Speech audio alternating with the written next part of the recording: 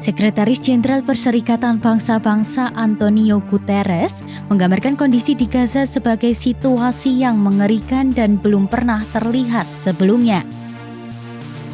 Dalam pernyataan pada Senin 14 Juli 2025, Guterres menyampaikan bahwa korban sipil terus berjatuhan, termasuk anak-anak, bahkan ketika mereka sedang mencari bantuan seperti makanan dan air. Ia menekankan bahwa kekerasan ini tak hanya mengancam nyawa, tetapi juga merampas martabat paling dasar warga Gaza. Guterres kembali menyerukan gencatan senjata permanen dan mendesak semua pihak untuk mengatasi hambatan demi tercapainya perdamaian yang adil. Menurutnya, solusi jangka panjang hanya bisa tercapai bila Palestina dan Israel hidup berdampingan sebagai dua negara berdaulat.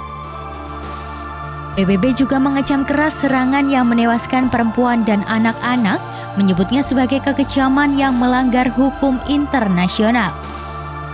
Laporan dari kantor kemanusiaan PBB OCHA menyebutkan 7 anak tewas ketika mengantri air di Nuseirat, serta sejumlah korban lainnya saat menunggu bantuan makanan dan gizi. UNICEF menyatakan bahwa tak seorang pun, terutama anak-anak, seharusnya mempertaruhkan nyawa demi kebutuhan dasar. Sementara itu, rumah sakit di Gaza nyaris lumpuh karena kekurangan bahan bakar dan tenaga medis, dengan para dokter tetap berjuang menangani korban massal. Badan-badan PBB juga memperingatkan bahwa pasokan bahan bakar sudah berada di titik kritis. Tanpa bahan bakar, layanan penting termasuk rumah sakit, distribusi air bersih dan pengiriman bantuan akan terhenti total. Pada Juni 2025, lebih dari 5.800 anak mengalami malnutrisi dan situasi ini terus memburuk selama 4 bulan terakhir. OCHA mendesak Israel untuk membuka semua rute dan jalur bantuan kemanusiaan karena pasokan yang masuk hingga kini belum mampu memenuhi kebutuhan 2,1 juta warga Gaza.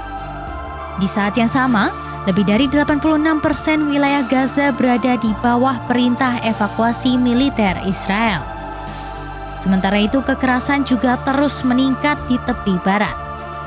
Pada Jumat lalu, 2 pemuda Palestina tewas dalam serangan pemukim di dekat Ramallah. Sepanjang semester pertama 2025, tercatat lebih dari 700 serangan pemukim terhadap warga Palestina, berdampak pada ratusan komunitas dan menyebabkan korban jiwa serta kerusakan properti.